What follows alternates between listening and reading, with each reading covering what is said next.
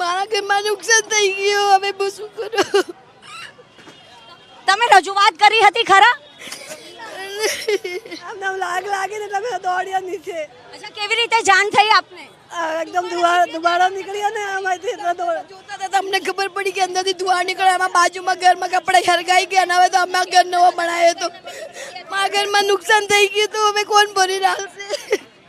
જે સ્થાનિકો છે તે અત્યારે આક્રંદ કરી રહ્યા છે, રોકકડ કરી રહ્યા છે, કારણ કે તેમનું જે ઘરમાં જે નુકસાન થયું છે તેની કોણ ભરપાઈ કરશે તે સૌથી મોટો સવાલ ઉઠી રહ્યો છે. આપ જોઈ રહ્યા છો કે અહીંયા આગળ જે બહેનો છે જે ગોડાઉનની આજુબાજુમાં જ રહે છે અને જ્યારે આગ લાગી ત્યારે તેઓ રસોઈ કરતા હતા અને રસોઈ કરતાં કરતાં બહાર નીકળ્યા છે. તમે શું કહેશો? અહીંયા આગળ જ્યારે આગ લાગી ત્યારે તમે શું કરતા હતા? હું કપડાં સુકવતી હતી મારા ઘરમાં અને અમે ધુમાડો નીકળ્યો એટલે બધાને લઈને બહાર ભાગી ગઈ હું. અને અમારા ઘરમાં આગ પકડી ગઈ છે. અત્યારે જ નવું ઘર બનાવ્યું છે અમારે અને ઘર અમારું દાઝી ગયું.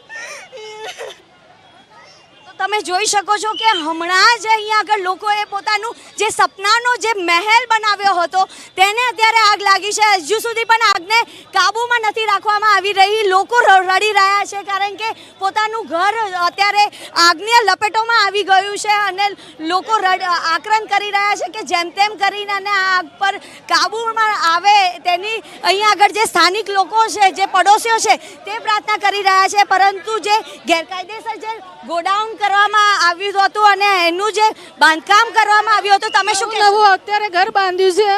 મારા ઘરવાળા ઓફ થઈ ગયા છે. હમણાં જ નવું ઘર બાંધ્યું છે. મારા જે 5 વર્ષનો છોકરો છે, મારે નુકસાન થઈ છે ઘરમાં. કેવી રીતે આગ લાગી હતી? તમે કેવી રીતે બાજુમાં કપડાં સુકાવતી હતી ને આગ લાગી તરત અમે નીચે છોકરાને લઈને નીચે ઉતરી ગયા. તમે અહીંયા આગળ જે ગોડાઉનના જે માલિક છે તેને કીધું હતું કે અહીંયા ગેરકાયદેસર ગોડાઉન છે? ના, અમને ખબર નહીં. તારું રાખતા હતા અહીંયા. તમે શું કહેશો? અહીંયા આગળ જે રીતે ગેરકાયદેસર અહીંયા આગળ ગોડાઉન ચાલતું હતું, આજુબાજુના રહેશીઓએ રજૂઆત કરી હતી ખરા? હા, બરોબર છે ને, આ ગેરકાનૂની છે.